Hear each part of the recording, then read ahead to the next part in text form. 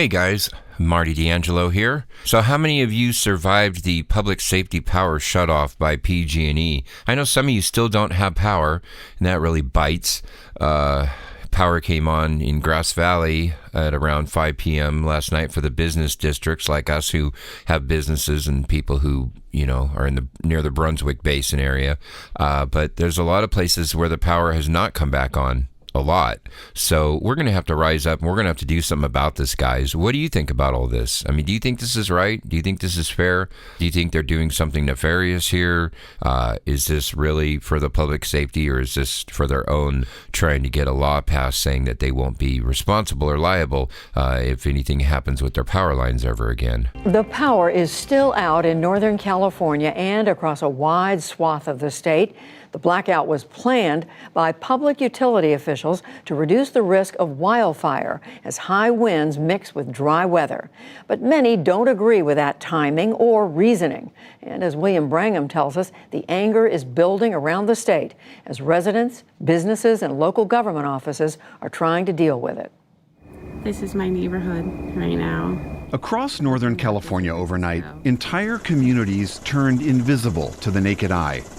The region was plunged into darkness after the California utility company PG&E shut down power over fears that high winds could bring down lines and start wildfires. PG&E initially said it would affect up to 800,000 households, which, according to other estimates, could impact nearly 2 million people.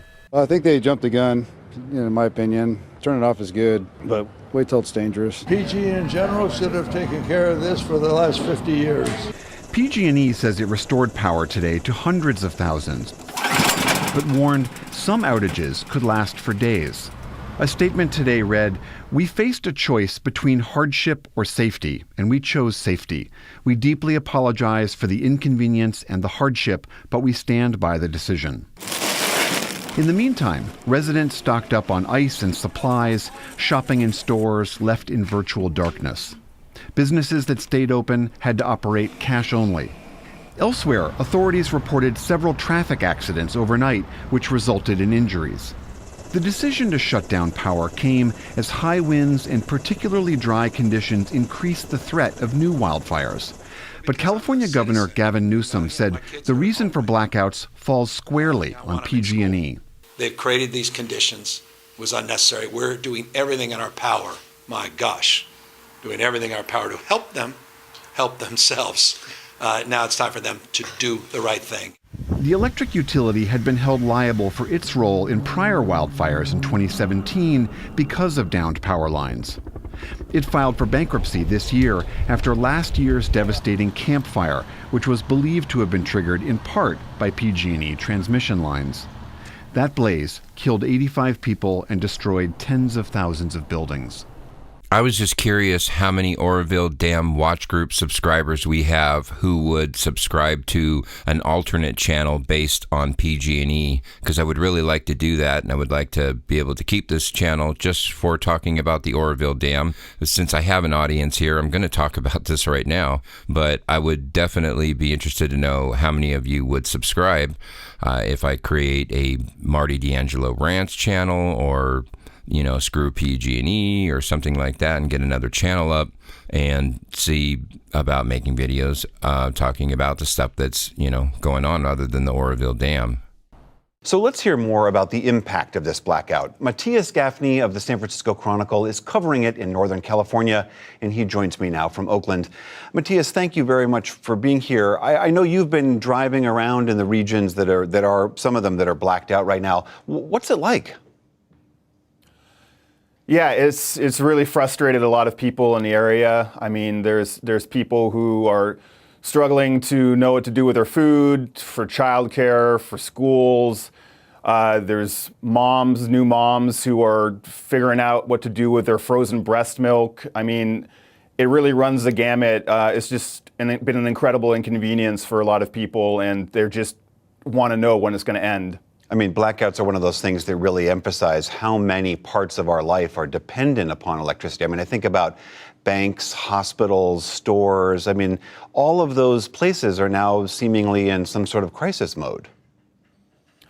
Most of them are closed, frankly. I mean, I went around a small city today in the major kind of business district, and I didn't find much open. I saw a janitor at a bar who was figuring out how to keep the beer cold. You know, it's the people are trying to maintain and figure out how to kind of get through it. And you see grocery stores with empty shelves because they had to dump all their perishables. People working off generators, some people, but most of the people I visited today had just closed up shop and were going to wait it out. Now, PG&E says it's really dry, it's really windy. We had to shut down the power so that these lines don't go down and trigger new fires. How are people responding to that rationale? Do they understand it, and what do they think about it? Yeah, that's really the tricky part. We had 2 straight years of just devastating wildfires in Northern California, right around here, around this time of the year. And at the time, for the first one at least, PG&E didn't have a program where they could even do a shutdown like this, which is what they do in Southern California and the utilities down there. So they made that change last year, and yet we still had the campfire. And I think the campfire last year was a watershed moment.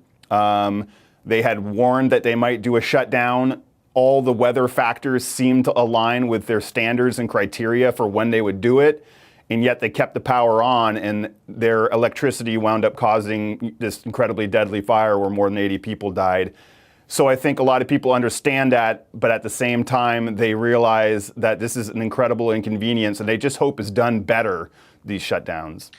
So lake levels are at a point right now that we really don't need to tell you even what lake levels are. You guys can go to the CDEC website, or you can go to OrovilleDamWatch.com, and you can see these numbers, but it's not really even worth mentioning or putting in a YouTube video because the water level is over 100 feet lower than the emergency spillway. We know that there's not a chance in hell that it's going to do anything crazy.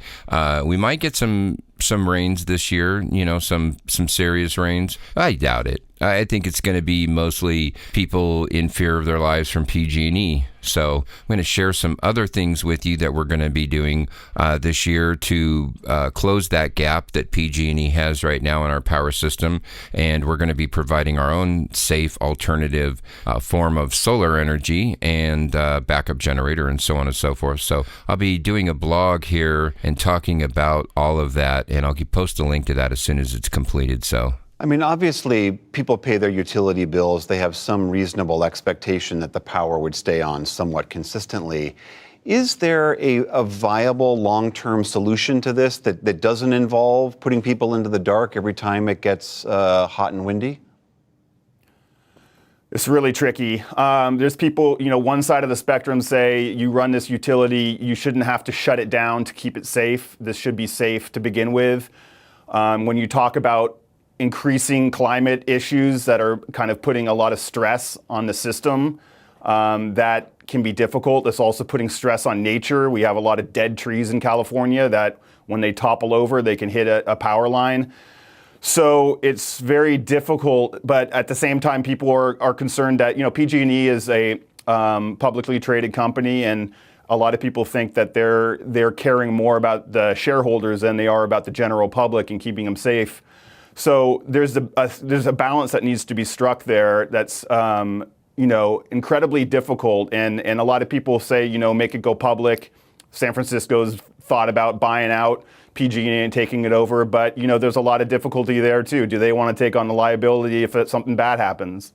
I imagine this has just got to be so frustrating for so many people, and some of it obviously is the uncertainty of not knowing how long this is going to go. Is PG&E giving people a sense of how long their lights will be out?